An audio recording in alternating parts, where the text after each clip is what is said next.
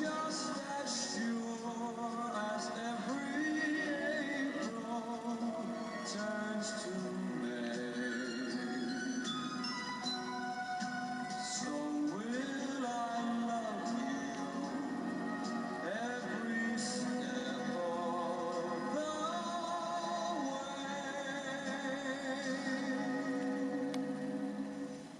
I'll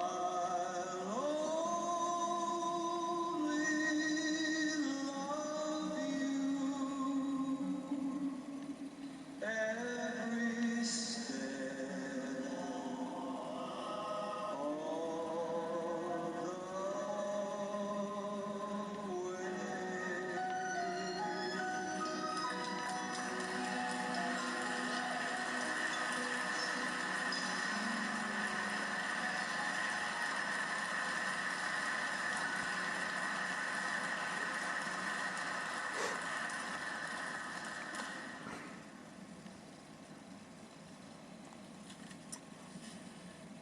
way. The only Irish artist ever to go straight to #1 in 1965 with that song.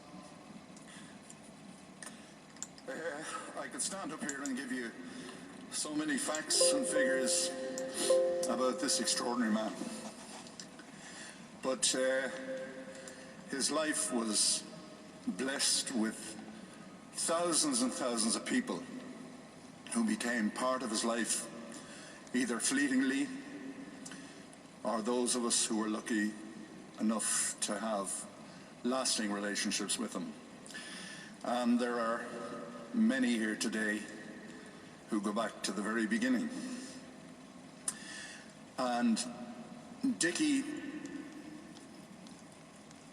was born in 1937 and was reborn in 1956 when rock and roll came to the fore. And Dickie was the rock and roller. He was a pioneer in the manner in which he performed, and he performed from a very early age. He was as well known in Cabra and Phibsborough because even then he was a star. He dressed impeccably. He was always ready for the stage, and he always looked like he was just going to start performing at any moment. And he did it spontaneously. He did it instinctively. I later discovered, when I was lucky enough to be part of his band, that Dickie was the most instinctive performer of all time, because he wouldn't rehearse. He wouldn't learn anything. And when you try to have it out with them, he'd just say to you, I don't need to learn anything. Because he was instinctive. He just did it. And it was quite a remarkable talent that he had. As I said, I could mention facts and figures and talk to you about the 20 top 10 hits that he had in a period of 10 years, 20 years. The big hits from the 60s, the hits from the 70s, a quiet period towards the mid-70s, and then a rejuvenation in the mid-70s, when he went to #1 again for the first time in quite a few years, with a song that meant such a huge amount to him. It wasn't written by him. It was written by John Denver, and it was called Back Home Again. And that song proved to be Dickie's biggest hit of all the hits. He had his iconic songs, The Candy Store, Just for Old Time's Sake, There's Always Me, Come Back to Stay, Baby I'm Your Man, which was written specifically for Dickie by the late Shay O'Donoghue, who's the father of Danny O'Donoghue from The Script. And Dickie made these songs his own. And with Back Home Again, it was a new maturity after about 15 years of making hits, and here he was back in the charts at #1 again. And I was lucky enough to be in his band at that stage, and it was such an exciting time for me as a young fella to be in a band and to be with some terrific people. And Dickie shared the stage for many years with extraordinary people who all happened to be musicians.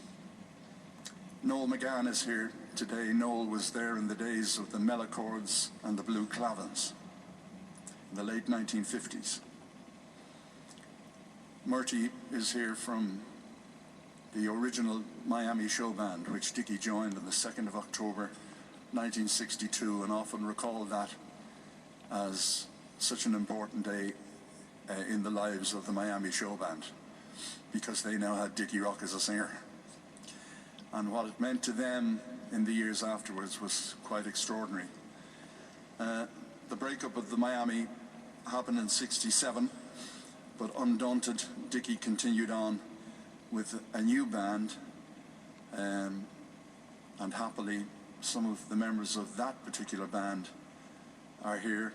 Des Lee, Pat McCarthy, Danny Ellis, and Ray Miller, who came in a little bit later on, is also here. And in about 1970, Dickie then decided he needed more space to express himself, and he decided he wanted to leave the Miami and forge a solo career. Solo career is a bit of an acronym, really, because he was never on his own. On stage, once again, he surrounded himself with musicians, and always with people that he could rely on and have fun with, and people who would support him in his performances. Because even though he was an instinctive performer, Dickie could be driven on by the musicians behind him. And he was lucky enough through the years to have many, many great musicians. As I say, in about 1976, 77, I was lucky enough to get a job in his band, and I replaced a fella called PJ Coyne, who had been in before me. And as irony would have it, PJ left Dickie to join the Miami. And I came in to Dickie's band and had a great few years with some fantastic guys. And it saddens me to think that with Dickie's passing, now that Charlie Herbert and I are the only ones remaining from that particular lineup up until 1979. And I cherish the memories greatly. I got to know Dickie very, very well in that time, as you do when you're in confined spaces. You learn that not everybody is as you see them, not everybody is as you think they are. And we found out a lot about each other in those years. And in subsequent years then, when I worked in RTE, I kept my association with Dickie for quite a long time, and he was always very supportive of me in the work I was doing. He was amazed that a drummer in his band could become a household name, but never a single name. Who else in this country could be identified? Who didn't know Dickie? That's all you had to say. And even kids, 12, 13, 14, 15 years of age, they know who Dickie was. They know who Dickie is, because they would have heard it from their mothers and fathers or their grannies and granddads. He transcended the generations. He was an extraordinary man. But that was Dickie. And I go back again to the musicians that were such a part of Dickie's life. Even though he worked with them and they were work colleagues, a lot of them were friends and great supporters of Dickie in his extraordinary efforts through the years. And to have a career that really started in 1956 and continued right up until 2022. And even in the 2 years since, people never really believed that Dickie had retired or that Dickie couldn't do it, because Dickie could always do it. He was the eternal professional. We were talking last night about him, and none of us ever thought that we'd be at Dickie's funeral, because Dickie wasn't going anywhere. Dickie was never going anywhere. And Dickie hasn't gone anywhere. He's here with us. He's in our hearts. He's in our minds. And he created memories for all of us.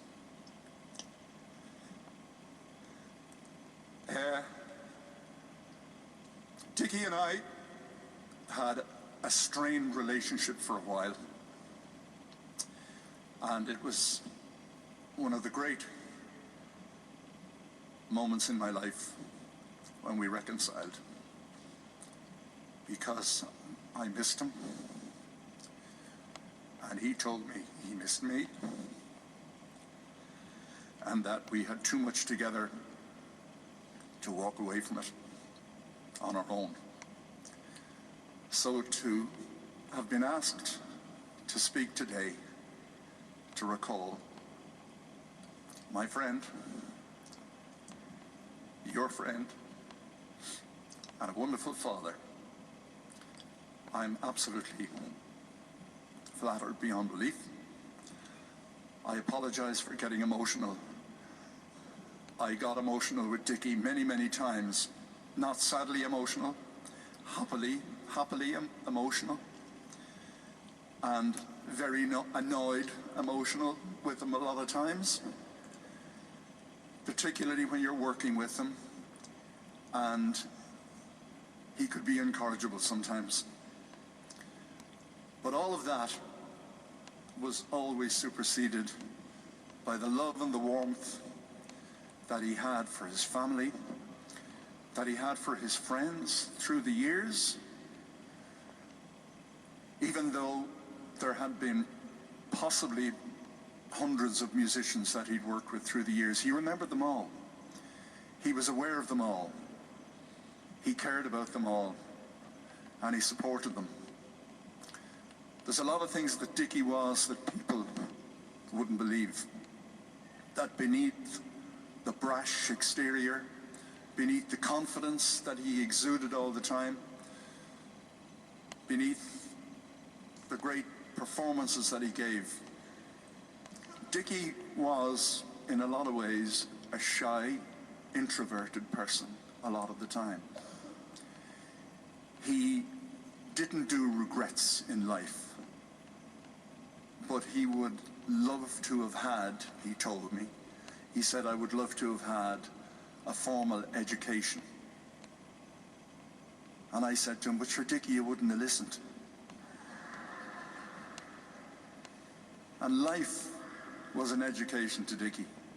He took everything in. He was an extraordinarily astute man. He had a great flair for business as well as a great flair for performance.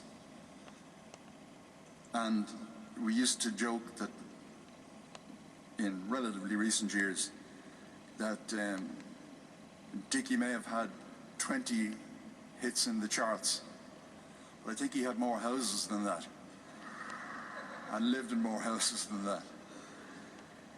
But he was a believer that houses were bricks and mortar. You could buy them for a few bob and sell them for a few bob more. But what about the family, Dickie? And he said, no, they're houses.